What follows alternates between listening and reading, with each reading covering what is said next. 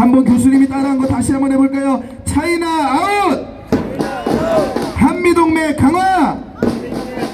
한미경제동맹 강화! 네, 감사합니다. 잘했어. 근데 20대 청년 치고는 정말 그 의식 자체가 올바르고 말씀도 너무 잘하십니다. 우리 김도원 연사님, 네, 감사드립니다. 그 말씀 도중에 뭐 그런 말 했죠. 그 일본 제품 사 먹고 뭐 유니클로 쓰는 게 그게 뭐 친일파냐, 그게 매국이냐, 아니다, 이런 말씀을 했어요. 그게 매국이고 일본 제품 사 먹고 일본 제품 쓰는 게 매국이라면, 정말 안 좋은 거라면, 아니 문재인이가 그거 수출 금지하면 되잖아요.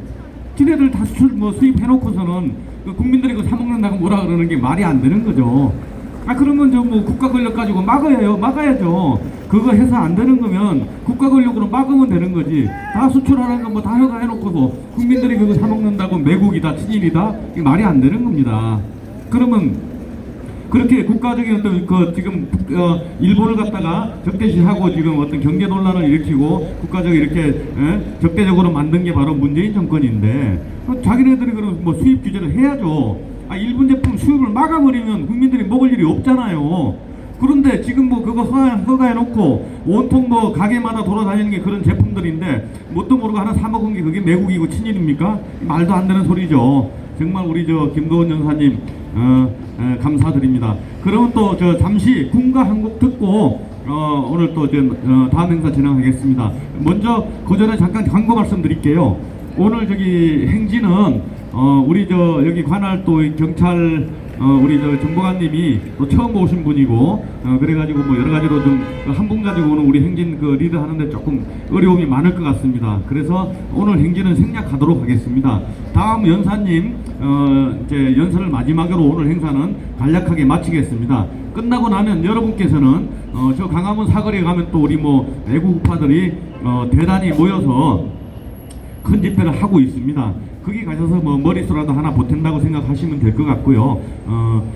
그리고 참 그 지난주에 우리 저 그에게 30만 원 후원금을 내주신 우리 낙산바우 소라님께서 여기 오셨습니다. 소라님께 다시 한번 감사의 말씀 넣어줬지만 올리도록 하겠습니다. 네, 늘 관심을 가지시고 굳이 뭐 30만 원이 아니더라도 매주마다 오시면 말없이 모금함에다가 금액을 놓고 가시는 분입니다. 옛날 우리 박사모 초창기 멤버이시고 늘 박사모 주위에서 굳은 일을 도맡아 하시고 소리 없이 좋은 일을 많이 하시는 분입니다. 우리 낙산바우 소라님, 그 다음에 또 같이 또 애써주신 우리 조석춘 교수님 깊은 감사의 말씀 드리겠습니다. 그리고 지금 그 광화문 그 집회에 대해서 지금 말씀드렸는데 잠시 후에요. 제가 어제 그저께 버스에서도 구미 가서도 뭐 거기 모이신 우리 회원님들한테 잠깐 뭐 몇 가지 말씀을 드렸습니다만은 거기 강화문 집회의 어떤 그 긍정적인 면과 그 다음에 약간 또 부정적인 면을 제가 말씀드린 적이 있습니다. 이건 뭐 절대 비난하거나 또는 뭐 그쪽에 또 여러분들을 보내기 위한 수단이 아니라 객관적으로 제가 보는 그 어떤 제 개인적인 의견입니다. 그래서 많은 분들이 지금 오늘도 뭐 누군지도 모르는데 아침에 문자가 와 있었어요. 고집 부리지 말고 강화문으로 합류하시죠, 뭐 이렇게. 근데 그렇게 누군지도 모르는 사람이 이렇게 저한테 문자를 보내기보다는 뭔가 그런 행사가 시작이 된다 그러면 사전에 뭐 이렇게 한번 접촉이라도 해가지고 뭐 이렇게 의견 개진을 한다든가 뭐 이런 절차라도 있었으면 좋겠는데 그런 게 전혀 없었습니다. 그리고 또 그렇게 뭐 대단히 집회를 준비하는지도 몰랐었고 뭐 이렇게 카톡이나 이런 데서 보니까 떠다니는 정보로 이렇게 대충은 알고 있었지만 또 거기에 대한 의미나 거기에 또 그 집회를 주관하는 단체의 어떤 기독교 단체 외에 정치인들이 누구누구 관련되어 있는지 사전에 이런 정보도 전혀 없었어요. 근데 거기 이제 이렇게 뭐 장기적으로 하다 보니까 긍정적인 면이 많습니다. 일단은 각 단체별로 여기저기 흩어져 있던 단체들을 강화문 일대에 다 끌고 모아서 의견을 집중시킨다는 그러한 긍정적인 면도 있어요. 또 박근혜 대통령에 대한 언론의 왜곡 보도가 얼마나 심했는지 우리 또 주변의 가족들이나 뭐 이런 분들도 정말로 박근혜 대통령이 잘못했는 줄 알고 국정농단이나 했는 줄 알고 그렇게 오해를 하고 있었는데 지금 같은 기독교인으로서 이제 광화문 집회에 참석해 보니까 그 연산인 모든 연산인들 얘기를 들어보니까 그게 아니거든요. 이 전부 다 언론의 왜곡 날조고 국정농단이라는 건 애초부터 없었습니다. 또 그 과정에서 지금 오히려 최순실이가 지금은 그 국정농단은 없었다고 박근혜 대통령과 그다음에 손석희를 갖다가 정인으로 요청하는 재판까지 신청을 했습니다. 아시다시피 뭐 태블릿 PC가 가짜라는 건 여러분들 잘 알고 계시죠? 근데 그걸 객관적으로 증명이 됐습니다. 최순실과 아무 관계가 없다. 그게 바로 국과수에서 조사해서 발표를 했죠. 국과수라는 건 경찰의 어떤 증거를 갖다가 과학적으로 분석해서 그 결정을 내는 곳 아닙니까? 거기서 분명히 그렇게 발표를 했어요. 그런데 그런 발표도 언론에 의해서 살짝 묻혀버리고 왜곡돼 버리고 이렇게 변질돼 버리는 그런 현상을 봤습니다. 근데 아무것도 아닌 거죠. 그래서 그런 걸 갖다가 요번에 그 정강원 목사님에 의해서 많은 기독교인들이 박근혜 대통령에 대해서 가졌던 많은 그런 의혹들이 해소가 된 것은 굉장히 긍정적인 면입니다. 그런데 또 한 가지 우려스러운 점은 그 정강원 목사님을 둘러싼 그 많은 목사님들과 또 거기에 또 서포트하는 많은 팀들이 정치적 욕심이 보인다는 거죠. 지금 거기 보면은 뭐 이재호라는 사람이 이재호가 이제 전직 국회의원이죠. 그다음에 그 얼마 전에는 또 그 뭐 녹색당 뭐죠 그 늘 푸른 당인가 뭐 이렇게 또 당을 만들어서 지난번에 대선에도 출마했던 사람입니다. 그러다가 이제 자한당으로 다시 합류를 해서 뭐 지금 고문인가 뭔가 되어 있는데 이 양반이 바로 그 정광훈 목사가 주재하는 광화문 집회에 총괄 본부장으로 되어 있습니다. 이분에 대해서는 잘 아시죠? 옛날부터 좌파의 어떤 그런 성향으로 자한당 이전에 새누리당에서도 늘 그 의원 내각제를 기준으로 하는 개헌을 주장했던 사람입니다. 그래서 이명박 정권 때도 그런 개헌을 자꾸 요구하는 말은 좀 삐거덕거렸고 박근혜 대통령 때도 그랬습니다. 어쩌면은 이런 사람들이 개헌을 갖다가 개헌 요구를 들어주지 않는다고 막후에서 박근혜 대통령을 탄핵시킨 주도적인 역할을 했던 사람일 가능성이 많아요. 근데 이런 사람들이 나서고 그다음에 정광훈 목사님과 김무성과의 관계는 대충 아실 것입니다. 그러니까 이런 분들이 뒤에서 있는데 그 집회에 막상 우리의 그 박근혜 대통령께서 가장 지금 그 어려운 처지에 공공한 처지에 있는데 우리 박사모마저도 그 집회에 목적 없이 의식 없이 함부로 합류한다는 것은 굉장히 저는 잘못된 거라고 봅니다. 아까 말씀드린 것처럼 탄핵도 잘못됐고 태블릿 PC도 다 가짜고 그 다음에 그 재판에서 나오는 것도 그렇습니다. 그 박근혜 대통령이 뇌물죄로 판결을 받았지만 그 뇌물이라고 한 그 공공기관 그러니까 뭐죠 그 공익재단에 투자했던 돈은 그 재단에서 그대로 쓰여지고 있어요. 지금도 전액 다 있습니다. 그대로 뭐 미르재단, K스포츠 재단 등등의 그 대기업에서 출자했던 돈은 그대로 다 남아서 지금도 쓰여지고 있습니다. 그런데 어떻게 이게 박근혜 대통령이 받은 뇌물이 되는지 그 다음에 최순실이가 뭐 말을 받았다 안 받았다 그게 잘못됐다고 칩시다. 뭐 실제로 받은 거라고 칩시다. 그건 최순실이 받은 거지 박근혜 대통령이 받은 게 아니잖아요. 그런데 어떻게 경제 공동체로 처벌이 됩니까? 여러분 그 말이 안 되는 거예요. 그거는 북한에서나 과거 정말 우리 옛날 고려짝의 어떤 그 미개한 시대에 있었던 그 연자제나 다름이 없는 것입니다. 근데 연자제 중에서도 아주 지독한 거죠. 왜? 연자제라는 것은 가족 단위로 보면 뭐 아버지가 잘못했으면 뭐 삼족을 멸한다 뭐 이래가지고 옛날부터 처벌받는 예가 있었습니다만은 박근혜 대통령과 최순실은 제3자인 관계입니다. 그 두 분이 가족도 아니고 친척도 아니에요. 그런데 설마 최순실이가 잘못이 있었다고 한들 이것이 왜 박근혜 대통령한테 뇌물이 되는지 그분이 왜 처벌을 받아야 되는지 최순실이가 잘못했으면 정말로 잘못했으면 최순실이가 처벌받으면 되는 것입니다. 근데 이런 지금 현재의 어떤 재판이 너무나 개판이고 엉망이라는 사실을 많은 기독교인들을 필두로 광화문에 모이는 많은 애국국민들이 깨닫고 있기 때문에 거기에 대해서 이제 긍정적인 면은 많습니다만은 지금 또 내년 4월에 선거 때가 이제 총선이 남았잖아요. 그래서 몇몇 사람들은 그 여지껏 그 몇 년 동안 많은 단체들이 애국 활동을 했습니다만은 그때는 얼굴 하나도 내밀지 않던 사람들이 슬그머니 정강훈 목사 측에 발 하나씩 담가가지고 내년 4월 총선을 내다보고 사전 선거운동이나 다름없는 이러한 행동을 하다 보니까 내부에서도 상당히 잡업이 많은 것 같습니다. 그래서 저는 정광훈 목사님이 처음 몇 년 전에 그 세종문화회관에서 거의 뭐 다 단체장들 끝났어요? 모아서 얘기 좀 하자는 몇 그 신문 프로죠? 광고를 냈을 때부터 주변 단체들하고 이제 요건 안 돼요. 얘기할 기회가 요건 이제 있어서 나가야 그런 얘기를 했습니다. 된다고요. 이 정치 목사이기 때문에 분명히 선거 때가 되면 무리가 생길 겁니다. 우리 그때를 대비해서 이분하고 너무 우리가 직접적으로 다가가면은 우리도 같이 엮인다. 저분하고 친했는데 저분이 만일에 자한당에서 저분 주변의 분들이 공천을 못 받고 또 다른 당을 만들고 또는 무소속으로 출마를 해서 자한당의 국회의원들과 대결을 벌일 상황일 때 그분을 도와줬던 단체들도 덤탱이를 쓰는 겁니다.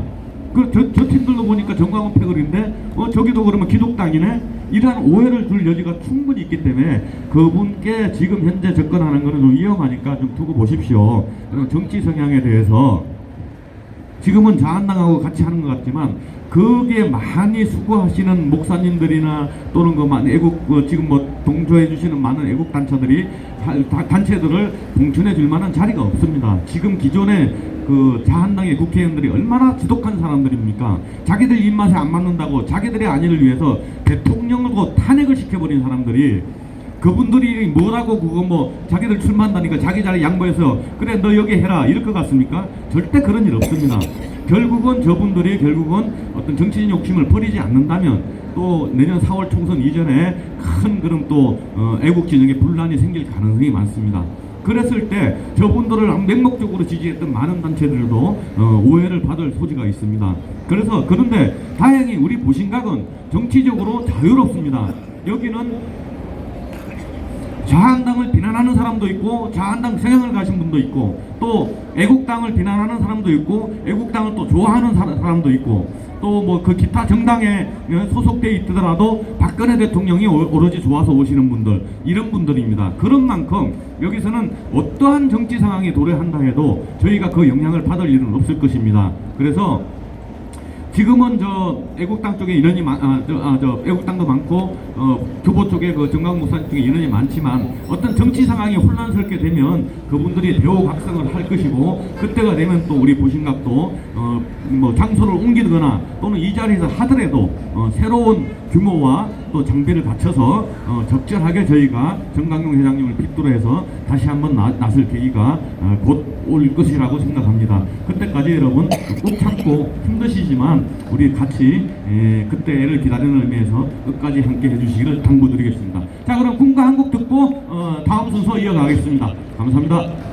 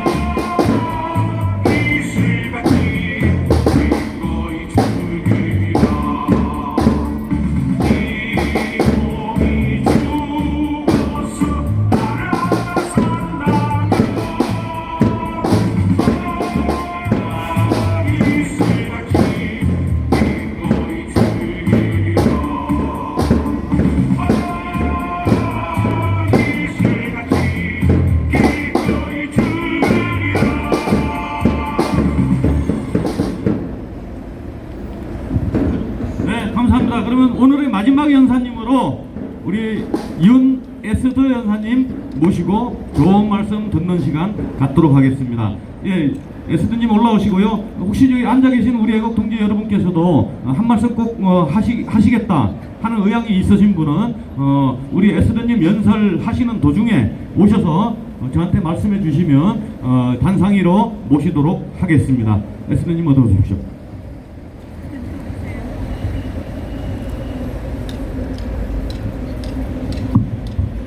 안녕하세요. 윤에스더입니다. 늘 이곳에 오기 전에 저는 하루에 한 번씩 하늘을 보고 나라 조국 대한민국을 위해서 기도하는 한 사람입니다.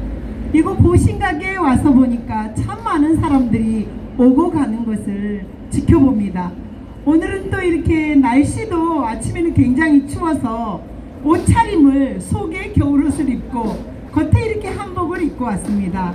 이거하고 마찬가지입니다. 지금 대한민국이 속에는 어떤 나라가 되어가고 있습니까? 종북 좌파 빨갱이들 나라가 되어가고 있는데 아무도 모르고 있습니다. 여러분, 지금 내가 이 속에 겨울옷을 입었는지 여름옷을 입었는지 여러분, 제가 속을 까보지 않고서 어떻게 아실 수 있겠습니까? 맞는 소리 아닙니까? 이 대한민국이 그동안에 많은 사람들로 인해서 빨갛게 물들었다고 우리 우파 사람들이 한결같이 주장하지 않았습니까? 박근혜 대통령 생가를 갔습니다. 가을이 정말 좋았습니다.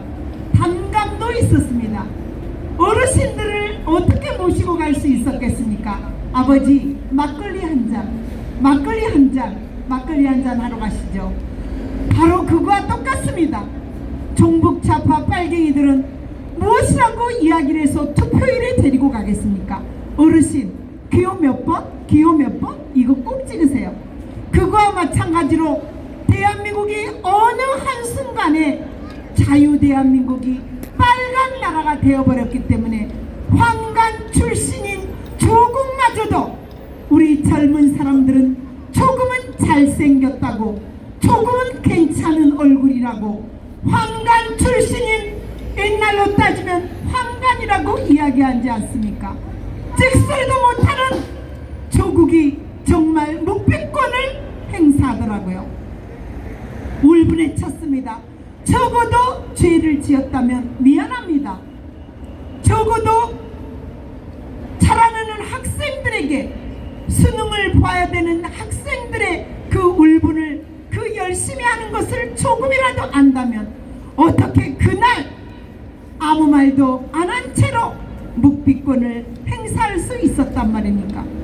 속에 검은 옷인지 겨울옷인지 여름옷인지도 여러분 까보기 전에 모르는 조국 대한민국의 현실을 여기 있는 사람들, 나이 먹은 사람들만이라도 깨어있기 때문에 이 나라가 지탱한다라고 생각합니다. 교수님 속에 조국 같은 교수가 어떻게 학생들을 가르칠 수 있습니까? 어떻게 몇 시간 만에 서울대를 갔으며 할 말이 없다고 묵비권은